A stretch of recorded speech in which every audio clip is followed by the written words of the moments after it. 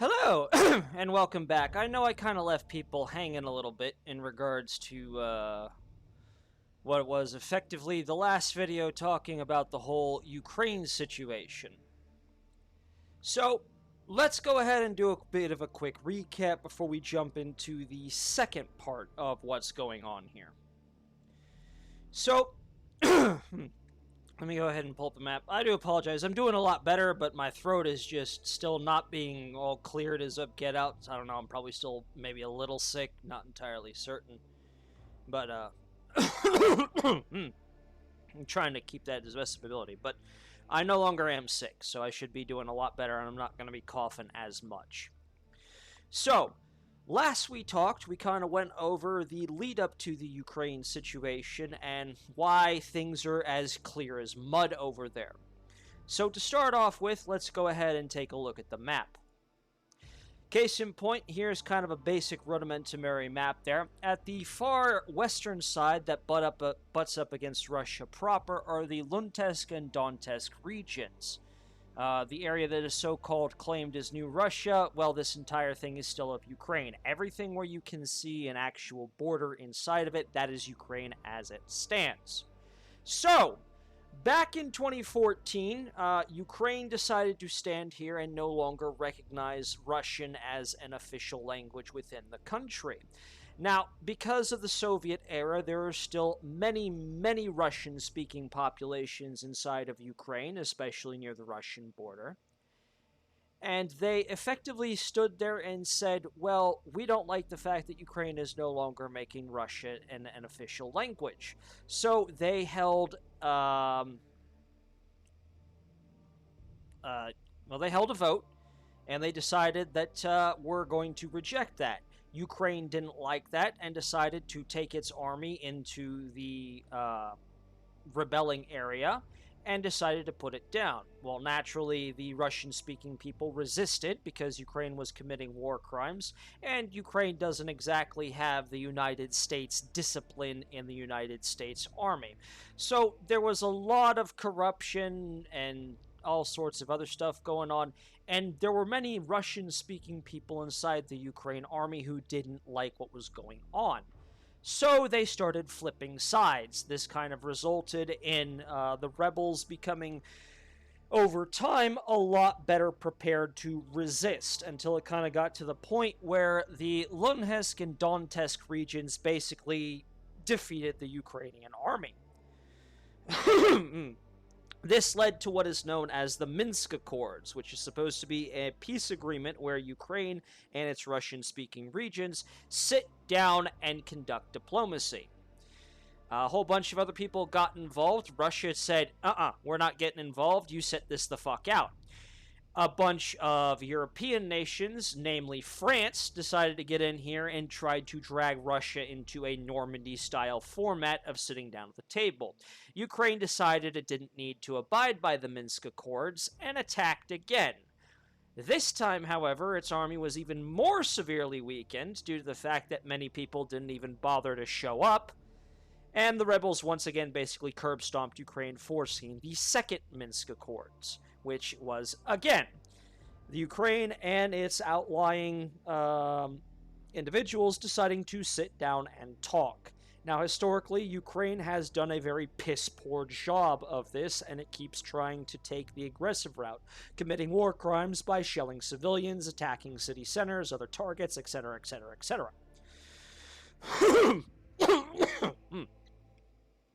Basically, the European nations effectively gave up on trying to get the two to sit down and talk and just kind of let it happen. Reason being is that these two regions, now basically separate, decided to try and break away from Ukraine and establish their own independent republics. Now, they were still very small, and Ukraine is still very large, and it was going to be a rough haul of it. So they turned to Russia and they said, help us. Vladimir Putin, president of Russia, decided to sit down and think about what was going to happen. Does he defend the Russian-speaking people in those regions from being wiped out and effectively, starting up a whole anti-Russia sort of thing going on in the eastern Europe, because they're not historically very friendly anyway. They still remember what it was like being under the Soviet Union. Poland specifically, during the conflict itself, tried to prove that Russia was basically supplying the rebels with weapons, when it turns out that was basically a fabrication because, well, Poland doesn't like Russia. Understandable. So, Putin decided to sit down and say, okay, do we get involved and save these people who are of like us? They speak the same language as us, and they want to be free and independent of Ukraine? Or do we basically provoke Western powers from getting involved? Putin weighed his options and decided it was worth the risk. That's where the Russian intervention comes in. This is what we know in 2022 as the Russian invasion into Ukraine. The Russian plan was pretty much twofold. First off, they were going to commit a rocket barrage to disable any of Ukraine's military forces, namely grounding its air force, destroying all the air assets, blinding its reconnaissance, and preventing people from getting into it. Second was to effectively decapitate the command in order to ensure that the Ukrainian military, which was gathered near the southern part of Ukraine, near that little inlet there known as Crimea, and because they wanted to take that back from Russia. So the Russian commenced a blitzkrieg and were very successful. They successfully encircled the Ukrainian army, pinning it down to where it was effectively useless. They destroyed most of Ukraine's military assets outright and basically kind of settled in for the long haul. Now, regarding the whole city fighting deal, they basically did what any sane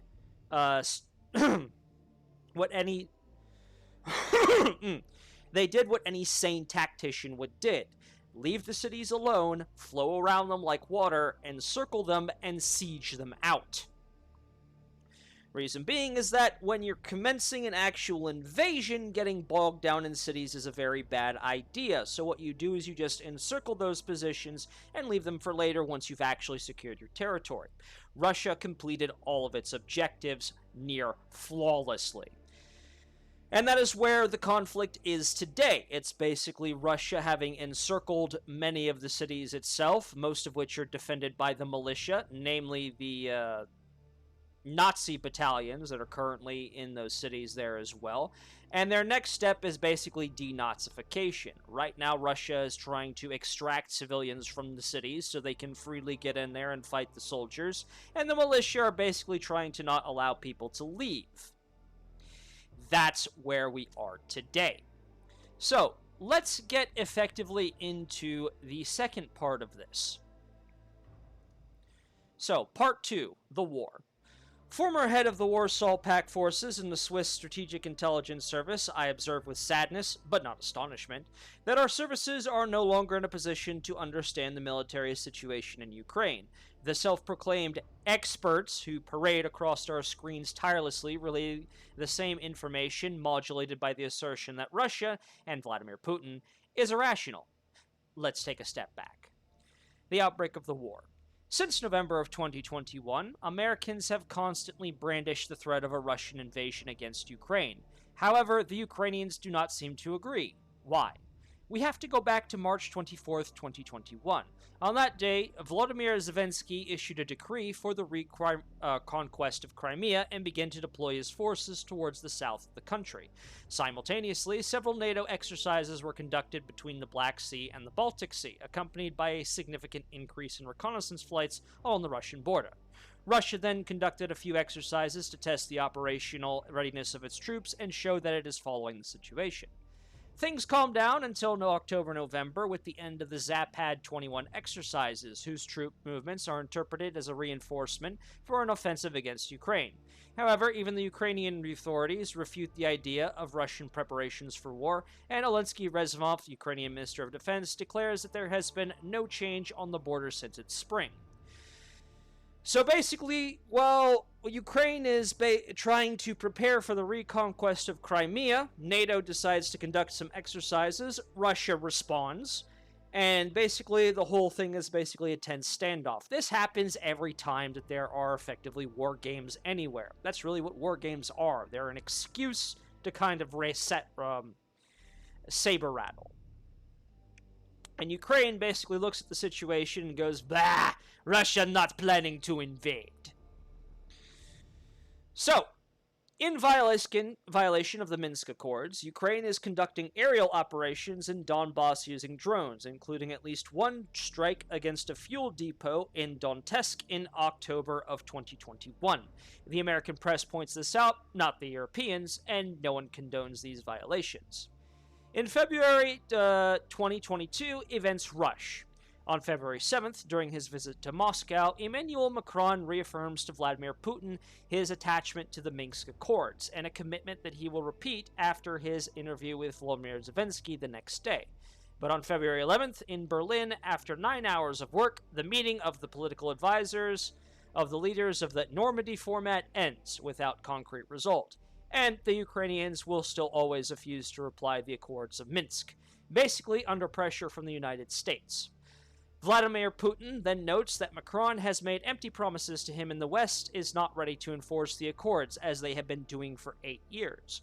So Russia is basically, adhering to the Accords of Minsk, saying we're not going to get involved in this internal dispute in Ukraine, and the Ukrainians need to put on their big boy pants and settle things amongst themselves.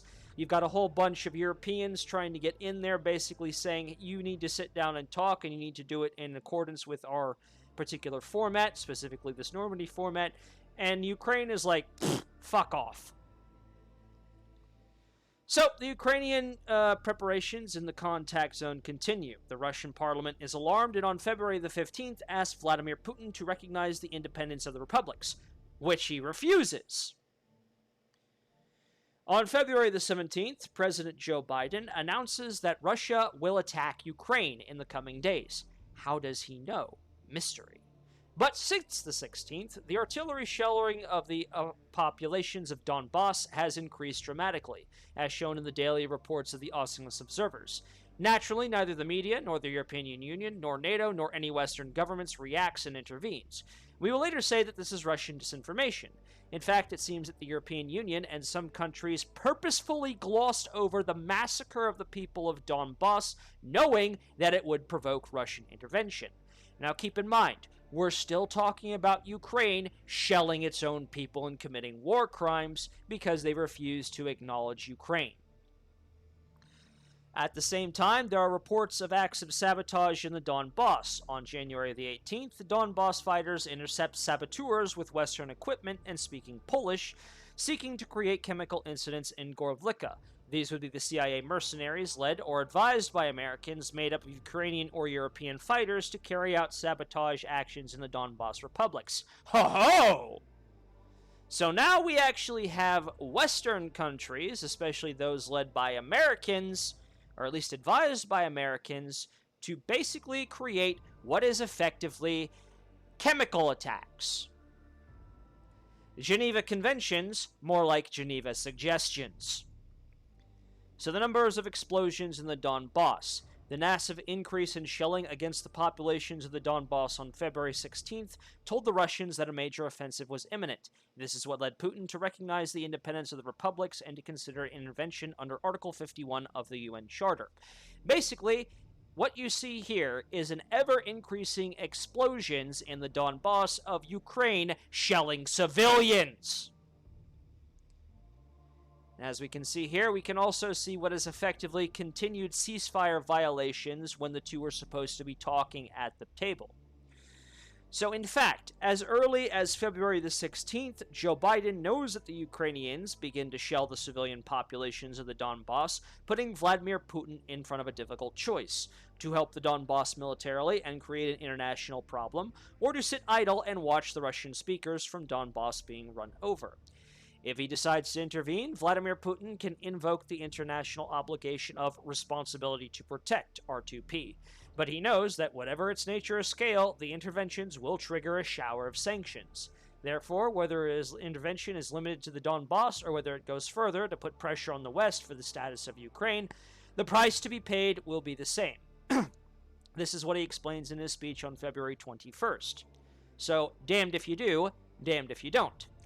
That day, he acceded to the requests of Duma and recognized the independence of the two republics of Donbass, and in the process, he signs treaties of friendship and assistance with them.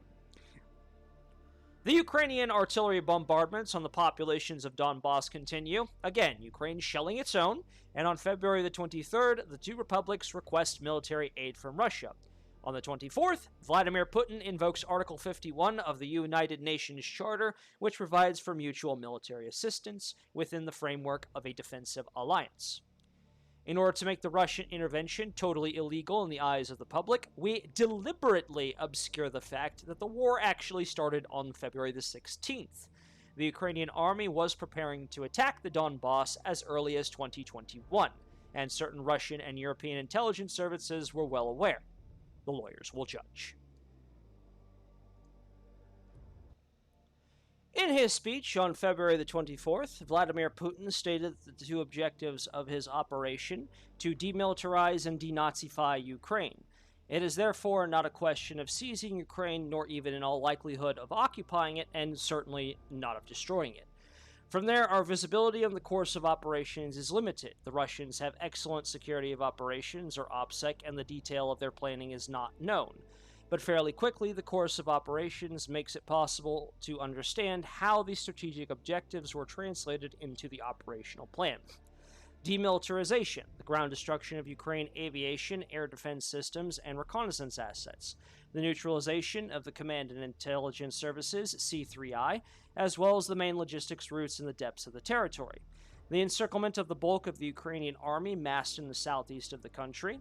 And then denazification, the destruction or neutralization of the volunteer battalions operating in the cities of Odessa, Kharkov, and Mariupol, as well as the various facilities on the territory. So let's talk about demilitarization. The Russian offensive proceeds in a very classic manner. At first, as the Israelis had done in 1967, with the destruction of the ground and air forces in the first few hours, we then witness a simultaneously progression on several axes according to the principles of flowing water. We advance wherever resistance is weak, and we leave the cities, very voracious in troops, for later. To the north, the Chernobyl plant is occupied immediately to prevent acts of sabotage. The image of Ukrainian and Russian soldiers jointly guarding the plant are naturally not shown. The idea that Russia is trying to take over Kiev, the capital, to eliminate Zelensky typically comes from the West. This is what they did in Afghanistan, Iraq, and Libya, and what they wanted to do in Syria with the help of the Islamic State. But Vladimir Putin never intended to take down or overthrow Zelensky. On the contrary, Russia seeks to keep him in power by pushing him to negotiate by encircling Kiev. He had refused to do so far to apply the Minsk Accords, but now the Russians want to obtain Ukraine's neutrality. Now, what they're talking about here is that when they're speaking of what they did in Afghanistan, Iraq, and Libya, what they're saying is that this is how the West wages war. When the Western powers, namely United States, wage war, what they try and do is they try to capture or otherwise eliminate the highest ranking possible individuals, usually in an attempt to break morale and get the people to surrender. This is how Germany was defeated in World War II, and this is how we have tried to wage war in these various other places. This is not how Russia, Ukraine, Poland, hell, any of the Slavic nations, this is not how they wage war. They do things a little differently. So, many Western commentators marvel that the Russians continued to seek a negotiated solution while conducting military operations. The explanation is that in the Russian strategic conception since Soviet times, for Westerners, war begins when politics ceases.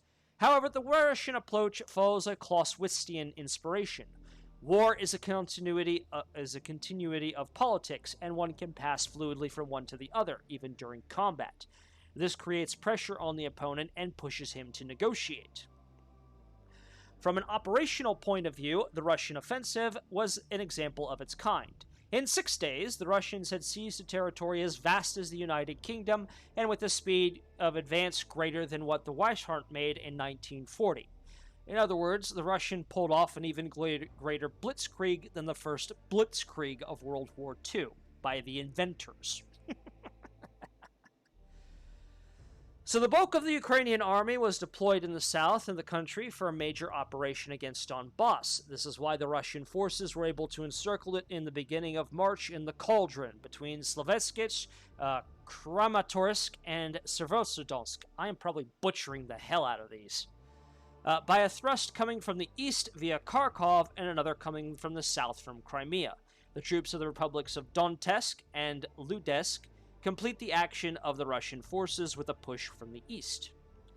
At this stage, the Russian forces are slowly tightening the noose, but are no longer under time pressure. Their objective of demilitarization is practically achieved, and the residual Ukrainian forces no longer have operational and strategic command structure. The slowdown that our experts attribute to poor logistics is only the consequence of having achieved the objectives set. Russia does not seem to want to engage in the occupation of the whole Ukrainian territory. In fact, Russia seems to be trying to limit its advances to the country's linguistic border, basically where the Ukrainians speak Ukraine and where they speak Russian. Our media speak of indiscriminate bombardments against civilian populations, particularly in Kharkov, and Donetsk images are broadcast on a loop. However, Gonzalo Litera, a Latin American who lives there, presents us with a calm city on March the 10th and March the 11th. Admittedly, it's a big city and you can't see everything, but it seems to indicate that we are not in the total war that we are being served continuously on our screens. As for the republics of Donbass, they have liberated their own territories and are fighting in the city of Mariupol. Now, let's talk denazification. In cities like Kharkov, Mariupol, and Odessa, defense is provided by paramilitary militias. They know that the objective of denazification is aimed primarily at them. For an attacker in an urbanized area, civilians are a problem. This is why Russia seeks to create humanitarian corridors to empty the cities of civilians and leave only the militias in order to fight them more easily. Conversely, these militias seek to keep civilians in the cities in order to dissuade the Russian army from coming to fight there. This is why they are reluctant to implement these corridors and do everything so that Russian efforts are in vain. They can thus use the civilian population as human shields.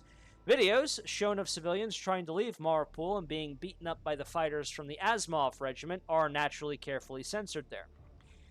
In fact, I think I've actually seen some of those videos because, as they state next, on Facebook, the Azov group was considered in the same category as the Islamic State and subject to the platform's dangerous individuals and organizations policy.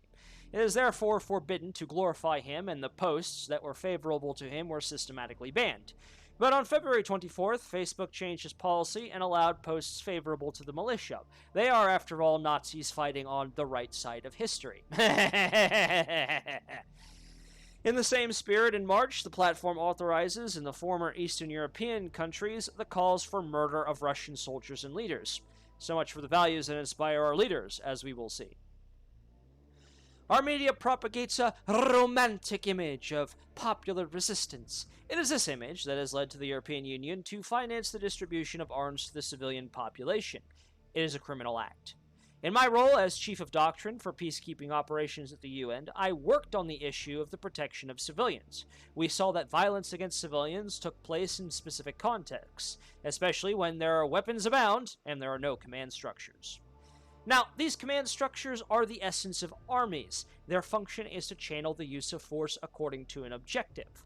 By arming civilians in a haphazard fashion, as is currently the case, the EU turns them into combatants, with the attendant consequences, potential targets. Moreover, without command, without operational goals, the distribution of arms inevitably leads to the settling of scores, banditry, and actions that are more deadly than effective. War becomes a matter of motions. Force becomes violence. This is what happens in Tarwaga, which was Libya, in August 11th to the 13th in 2011, where 30,000 black Africans were massacred with weapons parachuted illegally by France. Moreover, the British Royal Institute for Strategic Studies, or RUSI, sees no added value in these arm deliveries. So let's talk about that real quick.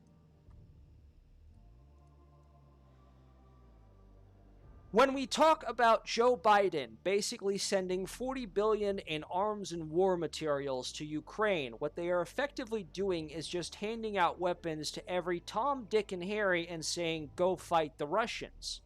Now, here's the real question. Are Tom, Dick, and Harry going to be like patriotic Americans that we've seen way back when, before America basically fell apart at the seams, and it was patriotic to be unpatriotic and say, yes, sir, and go fight a glorious underdog revolution?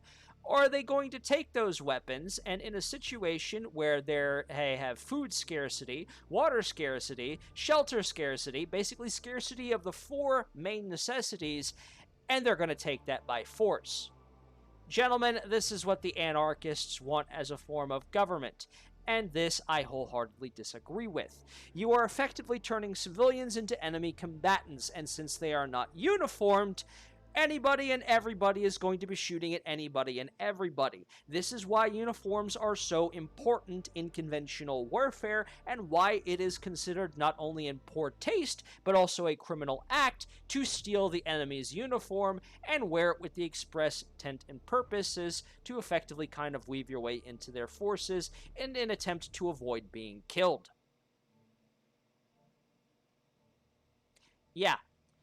See, here's the thing. If you are ever a civilian in a war zone, your best thing to do, if somebody hands you a weapon, is throw it away from you as far as possible and do not engage anybody. Because if nobody can tell whose side you're on, you're going to get cut down by both sides. That's just a fact. All right, let's continue on. Moreover, by delivering arms to a country at war, one exposes oneself to be considered belligerent. The Russian strikes on March 13, 2022, against the Milov air base following Russian warnings that weapons transports would be treated as hostile targets. So those $40 billion of weapons that Joe Biden pledged to Ukraine are now basically effectively nothing but moving artillery targets for the Russians. Just target practice. The EU repeats the disastrous experience of the Third Reich in the last hours of the Battle of Berlin. War should be left to the military, and when one side is lost, it should be admitted. And if there is to be resistance, it must be imperatively led and structured. However, we are doing exactly the opposite. We are pushing civilians to go and fight at the same time. Facebook is allowing the calls for the murder of Russian soldiers and leaders. So much for the values that inspire us. In some intelligence services, this irresponsible decision is seen as a way of using the Ukraine population as cannon fodder to fight Vladimir Putin's Russia. This kind of murderous decision had to be left to the colleagues of Ursula von der Leyen's grandfather. It would have been wiser to engage in negotiation and thus obtain guarantees for the civilian populations than add fuel to the fire. It's easy to be combative with other people's blood. Now, remember when he talks about what is supposed to be operational command, it is the job of a military's leadership to ensure that the arms and war material are explicitly directed in order to achieve the objectives necessary to otherwise neutralize or destroy the enemy. When you have what is basically 30,000 civilians with no command structure, see, we have this romanticized image that a great leader will rise up and lead the resistance to glory. That doesn't happen. Do you know why this doesn't happen? This is a doctrine that was effectively created by the militias in the United States before there was even a United States. The idea that people can actually rise up when one leader is killed and somebody takes their place is a strictly unique American thing. European and Asia are so entrenched in the idea of an established leader that their doctrine actually doesn't even call for the ability for people on the ground to make command decisions and take command where there is none. This is uniquely an American doctrine. Now, granted, it's not even founded by Americans. This is guerrilla warfare at its finest. When it comes to a freedom-fighting rebel group, you still need leadership. Otherwise, you're going to get what he talked about: banditry, settling of scores, and using weapons for survival instead of fighting the enemy.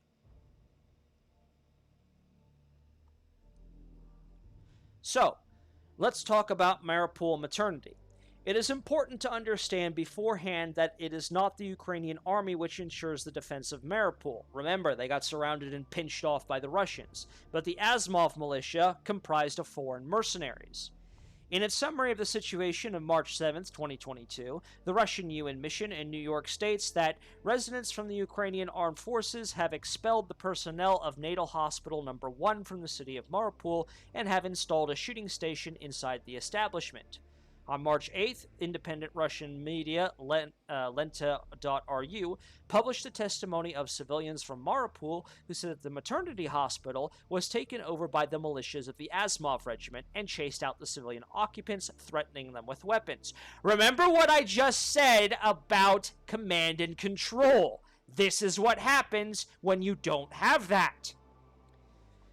They thus confirmed the statements of the Russian ambassador a few hours earlier. The Mariupol hospital occupies a dominant position, perfectly adequate for installing anti-tank weapons and for observation. On March 9th, Russian forces hit the building. According to CNN, there are 17 injured, but the footage shows no casualties on the premise, and there is no evidence that reported casualties are related to this strike. We talk about children, but in reality, we see nothing. It may be true, it may be false, which does not prevent the EU leaders from seeing it as a war crime, which allows Zelensky just afterwards to claim a no-fly zone over Ukraine.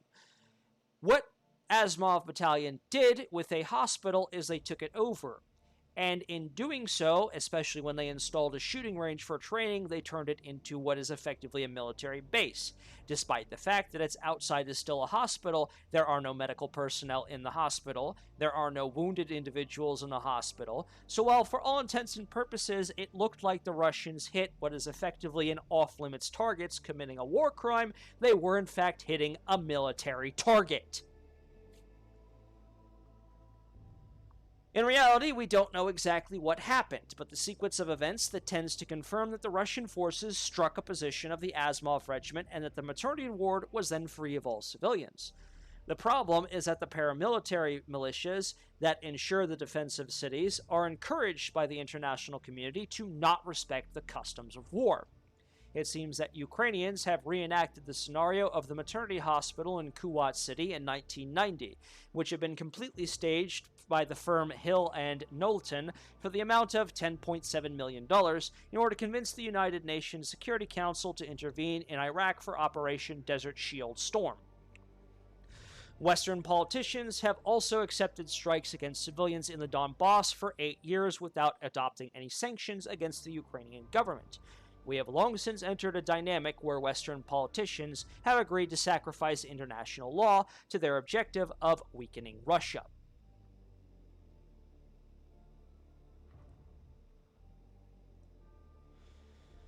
That was a lot to take in.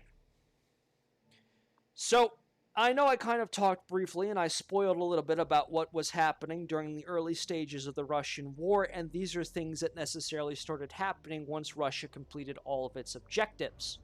We'll kind of get into part 3, which is kind of leading up to the conclusion and basically what happens next time, but I wanted to go ahead and kind of take a moment to just think about this. What do you really know about what's going on inside Ukraine? Who is really telling you the truth? Now, granted, some of this could all be fabrication, but as a wise Hutt once said, the best lies are those sprinkled with a grain of truth.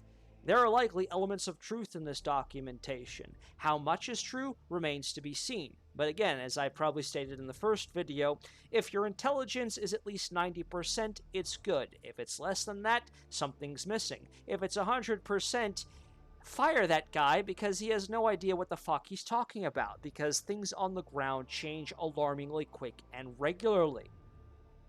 So, in part 3, we'll kind of analyze what we've seen so far.